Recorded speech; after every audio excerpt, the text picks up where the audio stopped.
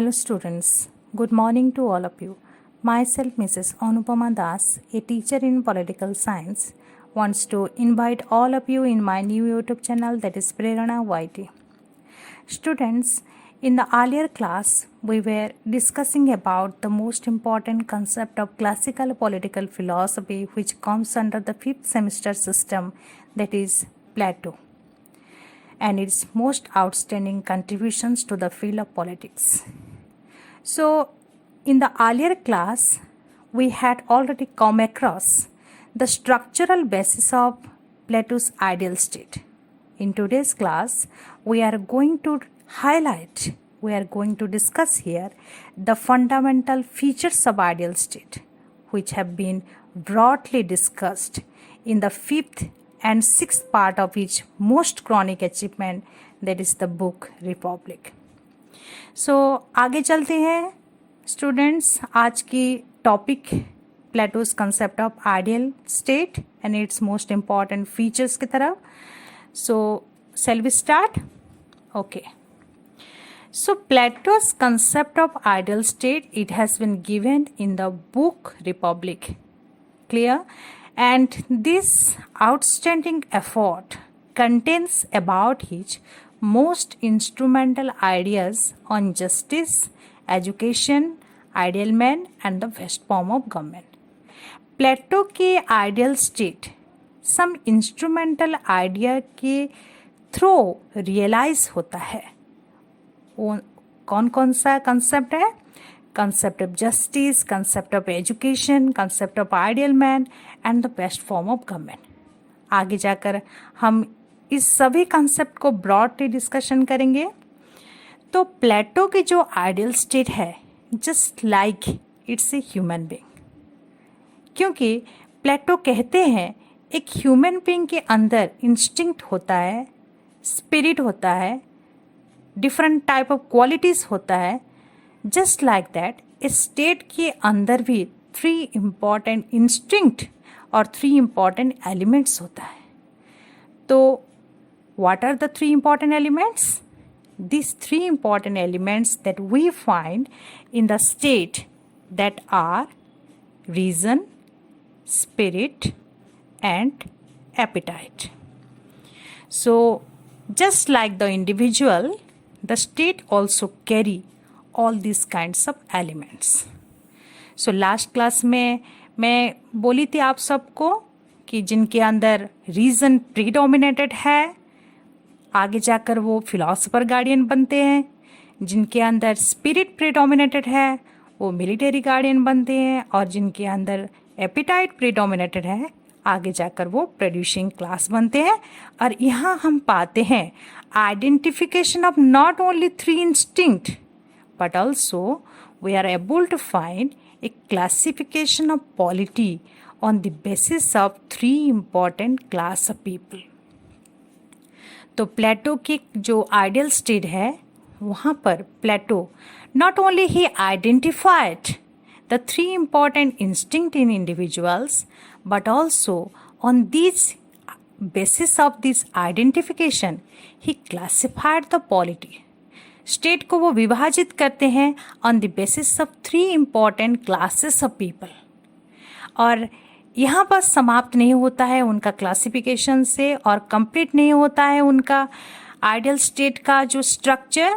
आगे जाकर वो 3 क्लासेस ऑफ पीपल को कौन कौन सा दायित्व, कौन कौन सा फंक्शंस मेंटेन करना पड़ता है, आगे जाकर वो बोलते हैं कि फिलोसोफर गार्डियन को क्या करना है, मिलिट्री गार्डियन को क्या करना है और प्रोड्यूसिंग क्लास को क्या करना है, जो कि उनके फंक्शंस के जरिए the most important goal or the most important ends of the state, that is the life of virtue को वो प्राप्त कर सकते हैं, स्टेट को आइडियल स्टेट बना सकते हैं.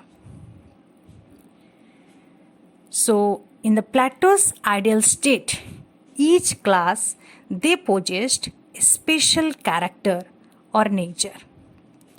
Reason, I have already said you, it exists in philosopher guardian, which make them able to think intelligently to provide the best administration to people. Reason जिनके अंदर प्रीडोमिनेटेड है वो फिलोसोफर गार्डियन क्यों बनते हैं? क्योंकि उनके पास ज़्यादा ही इंटेलिजेंटली चिंता करने की, सोचने की, विचार करने की क्षमता होती है, देश को बेस्ट एडमिनिस्ट्रेशन देने की कैपेबिलिटीज होता है. That's why the reason predominated people they handle the administration of the state and they able to realize the concept of ideal state and to realize the concept of the life of virtue which happens to be the most important end of the state. Next, the spirit it exists in military guardian class, and as I have said you, this provide courage and valor for the protection of the country. Valor means great courage to face any kind of danger that is to be being faced by the country in any period of time. So spirit predominated people आगे जाकर देश के सुरक्षा दायित्व को वहन करते हैं और देश की सुरक्षा की पूरी उनकी ऊपर दायित्व रहता है और देश को वो सुरक्षा देते हैं. इसीलिए कोई भी एक्सटर्नल एग्रेशन की प्रॉब्लम नहीं हो सकता है. Thereafter the appetite. Appetite exist in the worker class और the producing class and you know it better. To fulfill the basic requirements of the above two guardian class, it is the most important duty, responsibility on the part of the worker class to fulfill the requirements, to fulfill the needs of the above two classes of the society. So, यहाँ हम क्या पाते हैं, appetite class जो है उनका काम है ऊपर जो दो क्लास का पीपल होते हैं उनका बेसिक नेसेसिटीज़ को, उनका रिक्वायरमेंट्स को फुलफिल करते रहना, जाकि उनको एडमिनिस्ट्रेशन के लिए और प्रोटेक्शन के लिए एक बहुत बड़ी हेल्प मिल सके. जो फिलोसोफर गार्डियन है, जो मिलिट्री गार्डियन है, उनका जो मेन इम्पॉर्टेंट फंक्शंस है देश की शासन और सुरक्षा, उनके लिए मदद करते हैं third class of people, that is the working class or the producing class. So Plato, he has clearly find wisdom, that is the quality of the philosopher ruler, spirit or courage, it is the quality of the military class, and appetite, it is the quality of the worker or producing class. In this way he identified each and every instinct and he classified the polity and he provided a classification of these three ground of classifications of these three kinds of people in his ideal state. So यहाँ हम क्या पाते हैं, identification of instinct, three important instinct, classification of polity, and thereafter functional specialization of three important classes of people. So questions आ सकता है यहाँ, आप रिमेंबर करना. विजडम किन के अंदर एक क्वालिटी हो सकता है, स्पिरिट किसका क्वालिटी है, एपिटाइट किसका क्वालिटी है, तो फिलोसोफर रूलर को क्या बोलते हैं, मिलिट्री क्लास को क्या बोलते हैं, प्रोड्यूसिंग क्लास को क्या बोलते हैं, तो इसको याद करना जरूर. So without lapsing our time, let us move towards the next important aspect of our study, that is the important features of ideal state. The first important features of ideal state, it is highlighted as here, that is the concept of functional specialization. Functional specialization. Look here student, functional, that means here the root word is functions, and specialization, specialization means separation. So functional specializations means what? Earlier we have already seen three important things, identification of three important instinct, reason, spirit and appetite, and on this basis of identification he totally classified the polity and he classified three important class: reason predominated, spirit predominated, and appetite predominated. And under these three important classification, he found three important classes of people: philosopher guardian, military guardian, and the producing class. So these are the most important separation of class, and those classes are not only separated in the ground of their classification, but also they are separated on the ground of their performance of their functions. So प्लेटो यहाँ बस classified three classes of people को नहीं किए हैं, उनका functions को भी separate किए हैं। राजा का काम क्या है? देश को शासन करना। मिलिट्री गार्डियन का काम क्या है? देश की सुरक्षा करना। और प्रोड्यूसिंग क्लास का काम क्या है? ऊपर जो दो क्लासेस ऑफ पीपल हैं उनकी नीड्स और रिक्वायरमेंट्स को सेटिस्फाई करना। तो यहाँ हम कंप्लीटली ए फंक्शंस को स्पेशलाइज्ड होते हुए देखते हैं। हर कोई का एक काम नहीं, हर कोई का डिफरेंट एस्पेक्ट्स में डिफरेंट काम है, जहाँ पर हर एक का contributions to realise the end of the ideal state that is the life of virtue को पाते हुए हम लोग देख सकते हैं। जहाँ लिखते हैं प्लेटो, where there is a system of non-interference and harmony among them. हर किसी का काम में कोई भी हस्तक्षेप नहीं कर सकता, बल्कि उनके अंदर a sense of coordination we are able to find here. कोई भी किसी का काम के अंदर हस्तक्षेप कोई भी नहीं कर सकता है, बल्कि उनके अंदर एक समन्वय, उनके अंदर एक कोऑपरेशन हमको दिखने को यहाँ मिलता है, जो कि आगे जाकर जो आइडियल स्टेट की गोल है उसको वो रियलाइज कर सकते हैं। So this is the concept of functional specialisation. Thereafter next comes that is the state regulated education system. Earlier class में मैं एक बात बोली थी आप सबको कि जो हर कोई के अंदर जो एक इंस्टिंक्ट होता है, रीज़न, स्पिरिट, एपेटाइट, हमको कैसे पता चलेगा कि किसके अंदर ज़्यादा प्रीडोमिनेटेड क्वालिटी कौन सा है, जो कि आगे जाकर उसको मिलिट्री गार्डियन, उसको फिलोसोफर गार्डियन या फिर प्रोड्यूसिंग क्लास बनने में मदद करता है। तो यहाँ वही कंसेप्ट आता है student, and that is the system of education. Education एक ऐसा इंस्ट्रूमेंट है, वो रियलाइज कर सकता है, वो फाइंड आउट कर सकता है किसके अंदर कौन सा एलिमेंट है, कौन सा इंस्टिंक्ट है। और ना ही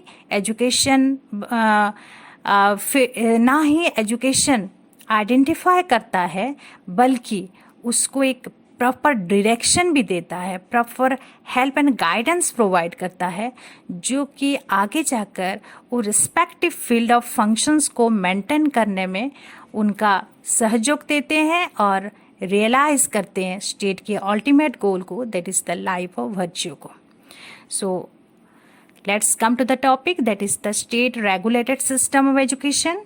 according to Plato, the education system of ideal state will be under the full control of the state. प्लेटो बोलते हैं कि देश की जो शिक्षा व्यवस्था है, आदर्श राष्ट्र की जो एजुकेशन सिस्टम है, वो totally it will be under the control of the state. State control करेगा, कोई भी प्राइवेट सेक्टर कंट्रोल नहीं करेगा देश के एजुकेशन सिस्टम को।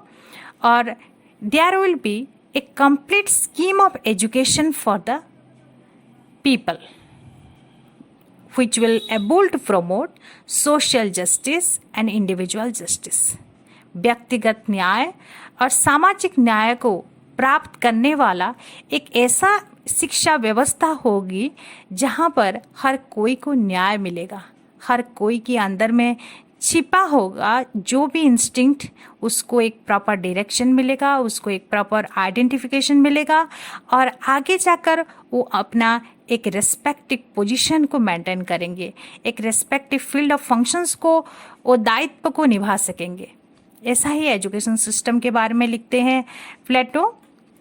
सो Plato in his system of education he not only identified the real traits in individual which can able to produce the guardian class of the society, but also this system of education will train the mind and thought of the people in a right and proper direction, so that it will be very easier for them to realize the concept of ideal state and to realize the goal of the ideal state, that is the life of virtue.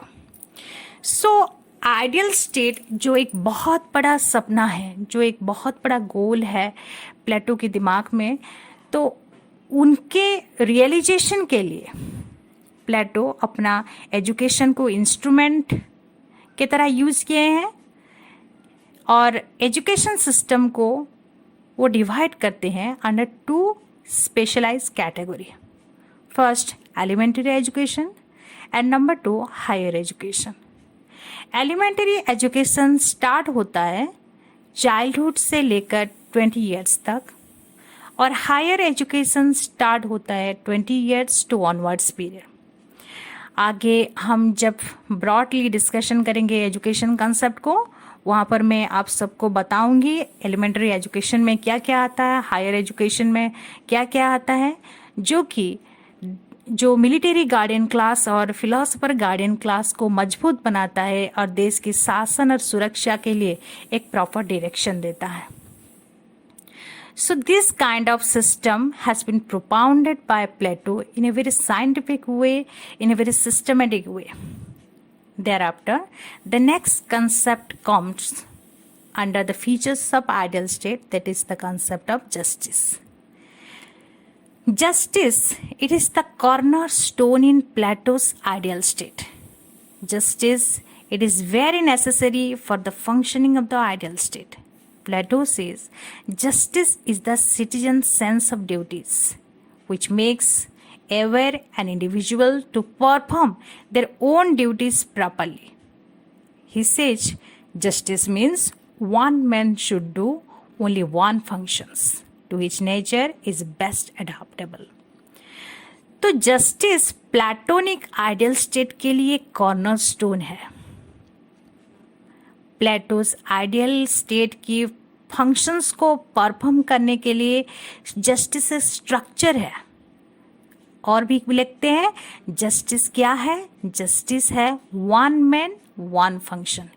एक व्यक्ति के लिए एक function जरूरी है और वही functions वो परफॉर्म करेगा जिसके लिए उसको नेचर अलाउ करता है, उसके अंदर की नेचर अलाउ करता है और जिसके लिए वो जन्म लिया है और जिसके लिए वो परफॉर्म कर सकता है और रियलाइज कर सकता है देश की आइडियल स्टेट की रियल एंड को, that is the life of virtue.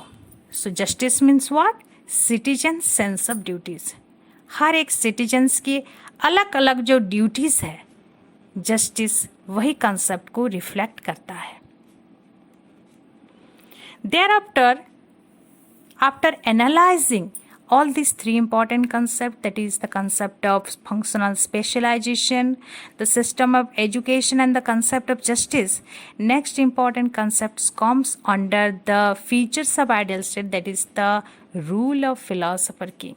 एक आदर्श राजा की शासन व्यवस्था को यहाँ रिफ्लेक्ट करते हैं प्लेटो और बोलते हैं कि एक फिलॉसफर किंग क्या है, एक फिलॉसफर किंग का शासन व्यवस्था क्या है और एक फिलॉसफर किंग की मेन इम्पॉर्टेंट फंक्शंस क्या है और एक फिलॉसफर किंग को क्या करना चाहिए कि देश की शासन के लिए और उसकी जो अल्टीमेट एंड है लाइफ वर्च्यू को अटेंड करने के लिए. तो Plato's state, it is ruled by the philosopher king. It is a rule of knowledge and wisdom because the philosopher king is the embodiment of wisdom and knowledge. He is the head of the state. He represents reason and the philosopher king makes law for the country, but he is above the law. However, he is a true statesman. Plato says they are men of gold and nature has given the birth to rule. प्लेटो लिखते हैं एक philosopher king reason को represent करता है, wisdom and knowledge को का वो symbol है और लॉ के ऊपर है, because he is a true statesman, he is a true statesman. And Plato also say they are the man of gold because the nature has given birth to rule. उनके पास reason है, उनके पास wisdom है, उनके पास knowledge है, उनको man of gold कहा जाता है. इसको याद करना, क्वेश्चंस आ सकता है. उनको मैन ऑफ गोल्ड कहा जाता है. That's why they are actually given birth, they have given birth to rule. उनको देश के शासन के लिए जैसे कि जन्म लिए हैं वो लोग, और देश के शासन के लिए वो संपूर्ण समर्पित हैं, वो टोटली डिवोटेड हैं. Next comes that is the specialised soldiers. According to Plato, defence which is the most essential of all the states should be possible if it becomes the responsibility of specialized soldiers. देश की सुरक्षा जो बहुत ही important है external aggression और internal protection के लिए, प्लेटो बोलते हैं देश की सुरक्षा के लिए एक स्पेशलाइज्ड सोल्जर्स होना बहुत ही ज़रूरी होता है. ये भी बोलते हैं प्लेटो also believed these soldiers must be specially trained for their task, because if they will be not physically and mentally fit and strong, it will be not possible on their part to protect the country in any moment. So Plato अपने देश की सुरक्षा के लिए एक specialised soldiers के बारे में बोलते हैं, और स्पेशलाइज्ड सोल्जर्स के लिए एक स्पेशल ट्रेनिंग के लिए भी उनका थॉट है, जो कि उन स्पेशलाइज सोल्जर्स को फिजिकली मेंटली स्ट्रॉन्ग और फिट रखता है. और उनका स्ट्रॉन्गनेस, उनका फिटनेस देश की सुरक्षा के लिए एक बहुत बड़ा इम्पॉर्टेंट एस्पेक्ट है, क्योंकि अगर वो स्ट्रॉन्ग नहीं रहेंगे, फिजिकली और मेंटली फिट नहीं रहेंगे, देश की सुरक्षा नहीं हो सकता. इसीलिए प्लेटो उनकी ट्रेनिंग के लिए, स्पेशलाइज सोल्जर्स की स्पेशलाइज ट्रेनिंग के लिए लिखते हैं अपने पुस्तक रिपब्लिक में. Thereafter, that comes the next important topic, that is the communism of property and wives. Students, you must have known the word communism. Communism means what? That comes under the state control, not mine. That is the ownership of the state. And communism of property and wives. Wives means family. Here one of the most important concepts student must be remember. प्लेटो अपने आदर्श state के लिए, ideal state के लिए ऐसा ही concept को वो लाते हैं जहाँ अपर जो दो क्लासेस ऑफ पीपल हैं, philosopher guardian and military guardian, उनका प्रॉपर्टी और फैमिली नहीं रहेगा. बस प्रोड्यूसिंग क्लास को अलाउ होगा, बस producing class he property and family को वो रख पाएंगे. What's the reason?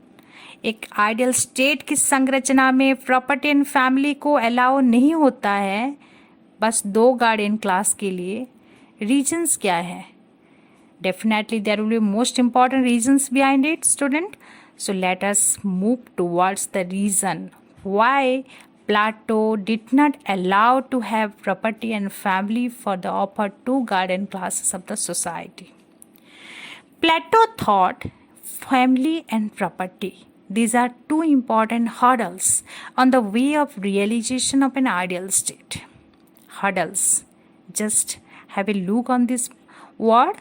Hurdle. Hurdle means obstacle, बाधा, प्रतिबंधक. तो आइडियल स्टेट की जो रियलाइजेशन है उसको हम कैसे प्राप्त कर सकते हैं? यहाँ जो है एक राजा और एक सैनिक, वो दोनों जैसे कि सन्यास बन जाएंगे. उनके पास फैमिली नहीं रहेगी, प्रॉपर्टी नहीं रहेगी, और उनके बस एक डिवोशन होगी, एक डेडिकेशन होगी देश के शासन के लिए, देश की सुरक्षा के लिए। तभी जाकर आइडियल स्टेट को हम पा सकते हैं और उसका रियल एंड को हम हासिल कर सकते हैं। इसीलिए वो फैमिली और प्रॉपर्टी के लिए टोटली डिनाई किए हैं दो अपर क्लासेस ऑफ पीपल को, जहाँ की जो थर्ड कैटेगरी है उनका फैमिली भी हो सकता है और उनका प्रॉपर्टी भी हो सकता है, but the upper two guardian class they will not allowed to have their family and property because it may degrade or corrupt the guardian class. So this was the thought, and because of that thought Plato did not allow to have family and property for the upper to guardian class of the society. Thereafter, the next important features come under, that is equality of man and woman. Plato, he was a very modern political thinker. I have said you. Plato in his ideal state, he was very broad in his mentality, he was very broad in his thinking. And for this reason, he had given equal status to both men and women. According to Plato, the exclusion of women makes the state lose the service of half of the population. अगर एक देश में नारी का अगर योगदान नहीं होता है, महिला की अगर योगदान नहीं होता है, तो हम हाफ पॉपुलेशन को लूज करते हैं, हाफ पॉपुलेशन की कंट्रीब्यूशंस को लूज करते हैं।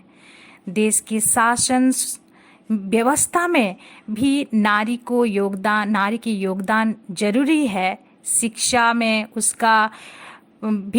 उसको शिक्षा प्राप्त करने की अधिकार होना जरूरी है, शासन करना जरूरी है।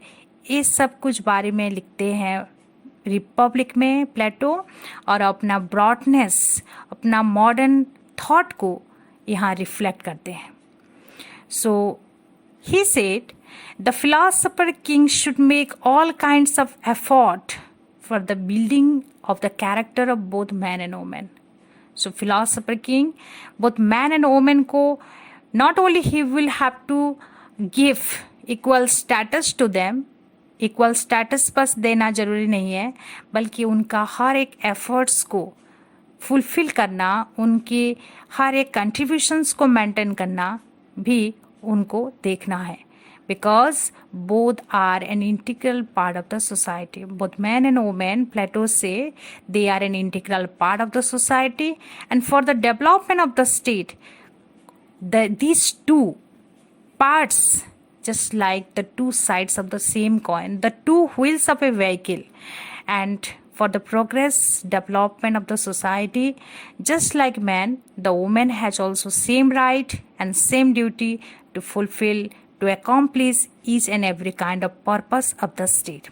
देश के लिए उनका योगदान, उनके हर एक टास्क एक वेरी वैल्यूएबल कंट्रीब्यूशंस है, जो कि हम इग्नोर नहीं कर सकते हैं। ये प्लाटो का मानना था, क्योंकि एक बहुत बड़ा मॉडर्न थॉट यहाँ हम देखते हैं प्लाटो की।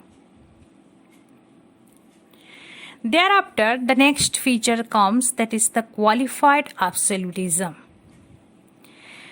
Plato ordinarily did not wish to impose any kind of limitations on the authority of the philosopher king. Why? Plato philosopher king जो आदर्श राष्ट्र की जो आदर्श राजा हैं, उनके ऊपर कोई भी लिमिटेशंस इम्पोज नहीं किए हैं। उसके वजह क्या है, रीज़न क्या है? क्योंकि हम आगे भी पढ़ चुके हैं, क्योंकि फिलोसोफर गार्डियन जो है वो मैन ऑफ गोल्ड है, मैन ऑफ रीज़न है, मैन ऑफ नॉलेज है, मैन ऑफ विजडम है। वो अबव लॉ है और कोई भी रॉन्ग काम नहीं कर सकता है। वो उसका बस एक ही काम है, devotion and dedication towards the each and every part of administration. जिसके पास फैमिली नहीं है, जिसके पास प्रॉपर्टी नहीं है, बस एक ही काम है, devotion and dedication for the administration of the country. तो इसी के कारण प्लेटो जो आदर्श राजा और फिलोसफर किंग है उनके ऊपर कोई भी लिमिटेशंस इम्पोज नहीं किए हैं, क्योंकि वो कोई भी काम में अपनी करप्टनेस को शो नहीं कर पाते हैं. But still Plato has put some checks upon his authority. According to him, the philosopher king must be aware about the fundamentals of the constitution that must not be violated in any circumstances. Plato did not wish to impose any limitations, but simultaneously उसके साथ some checks उनके authority ऊपर लगाते हैं. उसका एक ही reason है, देश की जो संविधान है, संविधान की जो फंडामेंटल्स प्रोविजंस है, उसको कोई भी टाइम में, किसी भी टाइम में फिलोसफर रूलर अपना अवेयरनेस को दिखाते हुए मेंटेन हर वक्त करे, इसीलिए और वायोलेट ना करे, इसीलिए some important checks has been there because of the most important function of the Constitution, administration and administrator is to maintain the social order in the society. That's why one thing must be known here. Although Plato has not provided any kind of limitations upon the authority of the philosopher king, still he has provided a little check upon it. What is that little check? The philosopher ruler must be aware always in the performance of the functions of his duty, just looking always the fundamentals of the constitution कोई भी time में violet उनको नहीं करना है, क्योंकि उनके ऊपर जो दायित्व है देश की, समाज की सोशल ऑर्डर को मेंटेन करना, देश में शांति संगति प्रगति को लाना है. इसीलिए देश की जो शासन व्यवस्था की मुख्य आधार है कॉन्स्टिट्यूशन, उसको वायोलेट नहीं करना और उसको मेंटेन करना हर सिचुएशन पर. इसके लिए सर्टेन चेक्स प्लेटो लाते हैं अपने आदर्श राजा पर, जिसको हम क्वालिफाइड एब्सोल्यूटिज्म कंसेप्ट में डिस्कस करते हैं.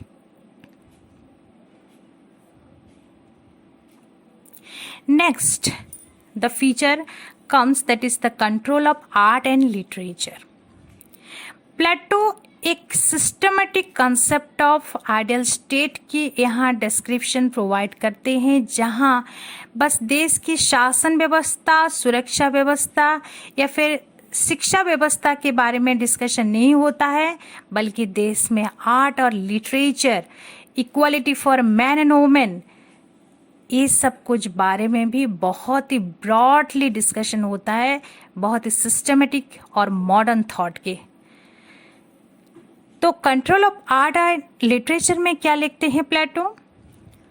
According to Plato, in the ideal state there should be censorship on the art and literature. There must be restriction. Censorship means restriction or control over art and literature. Why? Art and literature को राष्ट्र क्यों control करेगा? क्योंकि प्लेटो सोचते हैं chief unpopular and immoral literature में रूइन the society.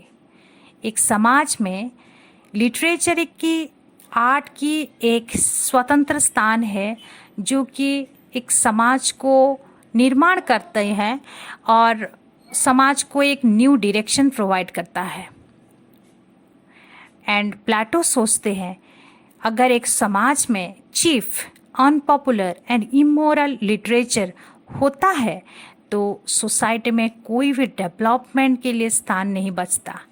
That's why वो cheap unpopular and immoral literature को वो बैन करना चाहते हैं, सेंसरशिप उसके अंदर डालना चाहते हैं, कंट्रोल करना चाहते हैं, जो कि आगे जाकर पीपल को बहुत ही अवेयर करता है, अलर्ट करता है और आर्ट एंड लिटरेचर फील्ड में उनको एक स्पेशल डायरेक्शन प्रोवाइड करता है.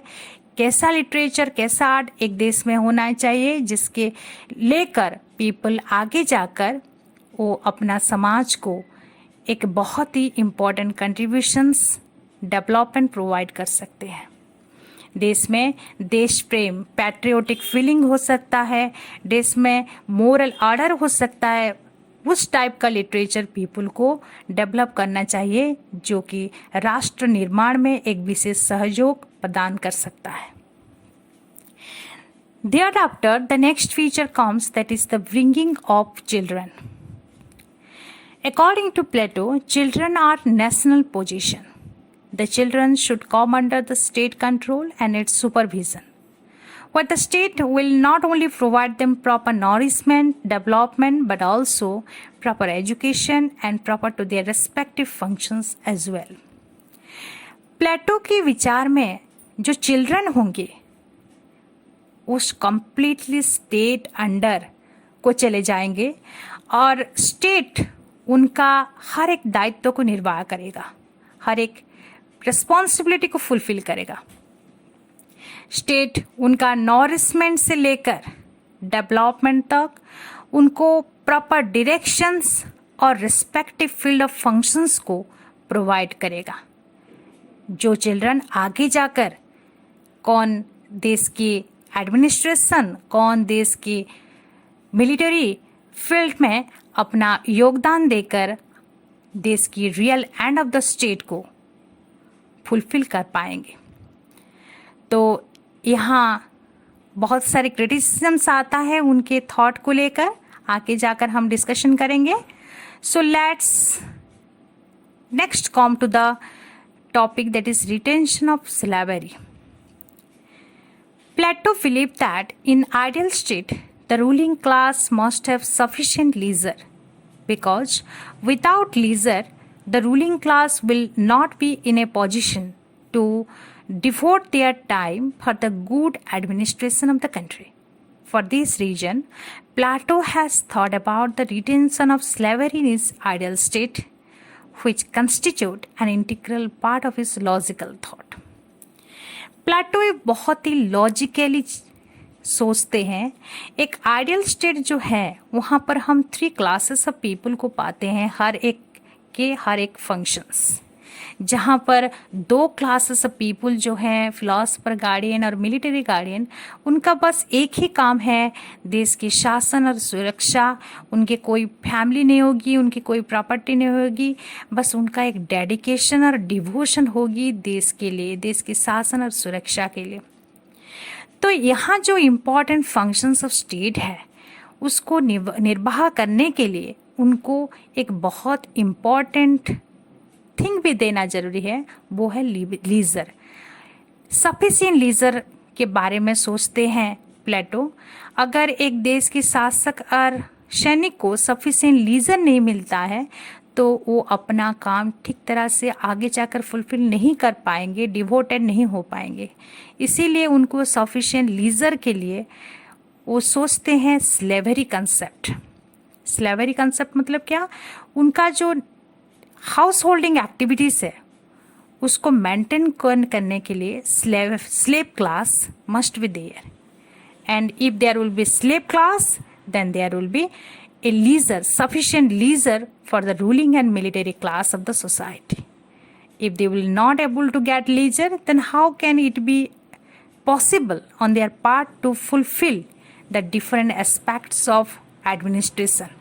That's why Plato thought slavery must be there, and this slave class must have to serve for the upper 2 classes of the society, so that these 2 guardian class, they will much more devote themselves for the administration and protection of the state.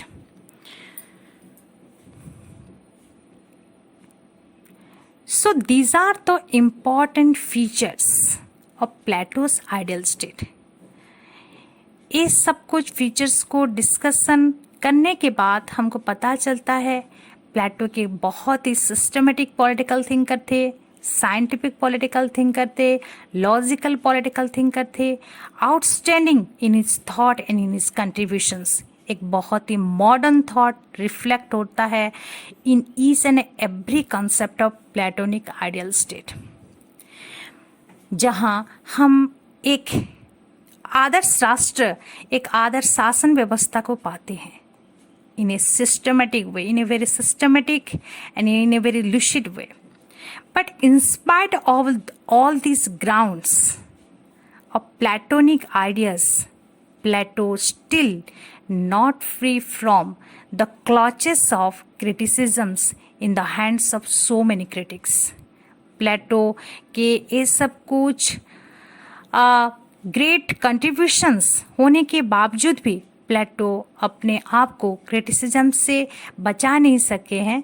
तो बहुत सारे critics हैं जहां उनको analyse करते हैं, एक utopian thinker, एक टोटलिटेरियन थिंकर, एक फासिस्ट थिंकर, और भी बहुत सारे क्रिटिसिज्म्स हैं जो हम इस क्लास में डिस्कशन करेंगे। So let us come to the criticisms part of Platonic ideal state. First, Platonic state has been criticized as a totalitarian state. Platonic state को एक totalitarian state माना जा रहा है। प्लेटो स्टेट को एक totalitarian state माना जाता है क्योंकि Platonic state is ruled by philosopher king, where he gives utmost importance to the rule of philosopher, not the rule of law. Plato state में रूल ऑफ फिलोसोफर किंग है, rule of law नहीं है। अगर rule of law नहीं है तो equality नहीं है, जहां philosopher ruler is always above the law and all are always bound to obey the commands of the philosopher ruler, and they are always bound to follow the orders of the philosopher king. So it is not a democratic state, it is an absolute state, it is a totalitarian state. So in this ground, Plato has been vehemently criticized in the hands of the critics. Next concept that comes, that is the concept of justice, stand against the development of human personality. Plato's concept of justice has been criticized because it is based on one principle, that is one man, one work, where there we find a strict functional specialization. Plato concept of justice में हम एक principal पाते हैं, one man one work, जहाँ जिसके अंदर जिसके quality है बस वही काम उनको करना है। Reason predominated, spirit predominated and appetite predominated. तो क्रिटिक्स क्रिटिसाइज करते हैं ये जो स्ट्रिक्ट फंक्शनल स्पेशलाइजेशन की एरिया है, ये अफेक्ट करता है डेवलपमेंट ऑफ ह्यूमन पर्सनालिटी, क्योंकि हर किसी के अंदर एक ही क्वालिटी नहीं होता है, बहुत सारे वर्सटाइल भी क्वालिटी होते हैं। और एक क्वालिटी को आगे लेकर अगर हम चलते हैं तो जो दूसरे क्वालिटी है हम उसको इग्नोर करने से हमारे परफेक्ट डेवलपमेंट नहीं हो सकता है। Second, Plato system of education, it has been also criticised as a defective system.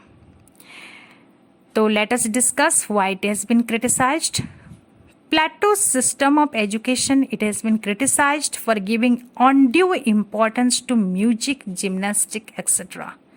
But he ignored other important disciplines like law, history, and other subjects, which is very important to run a state. On the other hand, his lifetime education is also a very impracticable one to produce a philosopher king. Plato की जो शिक्षा व्यवस्था है उनके अंदर प्लेटो बहुत ही importance provide किए हैं म्यूजिक और जिम्नास्टिक के लिए, क्योंकि म्यूजिक मेंटल डेवलपमेंट के लिए बहुत ज़रूरी है उनके हिसाब से, और gymnastic for fitness and strongness of body.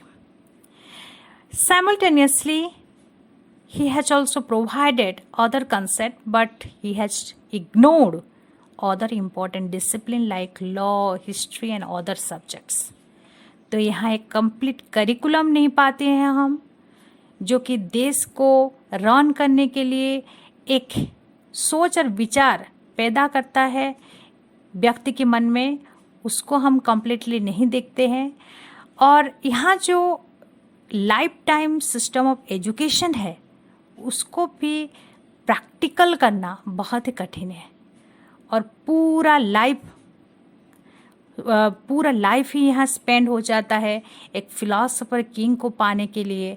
एक life time system of education जो है प्लेटो की सिस्टम ऑफ एजुकेशन में है, इसको भी क्रिटिसाइज्ड होना पड़ता है क्योंकि टूली लॉन्ग है, इम्प्रैक्टिकेबल है।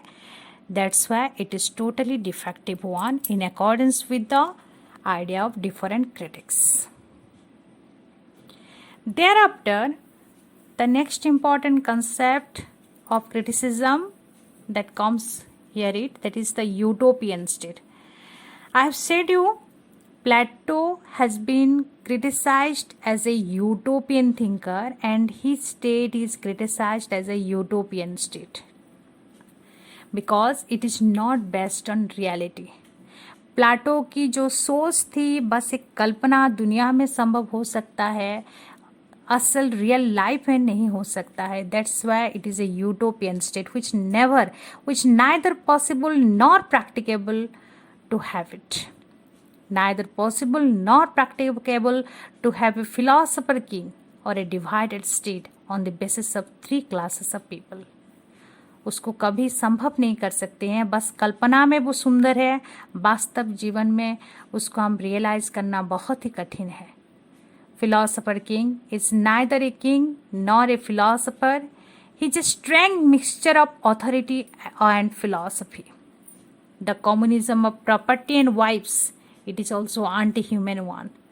एक व्यक्ति के जीवन में अगर फैमिली और प्रॉपर्टी नहीं रहता है तो उसको आगे बढ़ने में it is a source of inspiration, तो आगे बढ़ने में उसको मदद और जो इंस्पिरेशन मिलता है फैमिली और प्रॉपर्टी से, उसका जो डेवलपमेंट के लिए एक न्यू सेक्टर को हम पाते हैं। अगर फैमिली और प्रॉपर्टी नहीं होता है तो टोटली इस कंसेप्ट में एक क्रिटिसिजम्स बहुत ही बड़ा क्रिटिसिजम्स है जिसको हम नज़रअंदाज नहीं करते हैं क्योंकि ये totally against of human nature है। Thereafter next concept that is anti democratic state. Platonic state को भी क्रिटिसाइज किया जाता है क्योंकि ये डेमोक्रेटिक स्टेट नहीं है, एक टोटलिटेरियन स्टेट है, एक एंटी डेमोक्रेटिक स्टेट है। Democracy means what? Equality there we find, but there we not find any kind of equality in this state because it is ruled by a totalitarian king who is always above the law and where all have to follow the ruler, and there is no any kind of equality among the 3 classes of people in having facilities in their life. हर किसी को हर कोई facilities नहीं मिलता है यहाँ, तो इसको हम डेमोक्रेटिक स्टेट नहीं कह सकते हैं, टोटलिटेरियन स्टेट कहते हैं, एक एंटी डेमोक्रेटिक स्टेट कहते हैं क्योंकि प्रोड्यूसिंग क्लास जो हैं उनके जो योगदान देश के शासन और सुरक्षा में नहीं है, उनके पास एजुकेशन नहीं है, और जो ऊपर क्लास हैं उनके पास फैमिली और प्रॉपर्टी नहीं है, तो हर कोई एक डिप्राइव लाइफ को यहाँ लीड करता है। इसी के लिए यहाँ इक्वल फैसिलिटीज़ नहीं है। That's why it is anti-democratic state.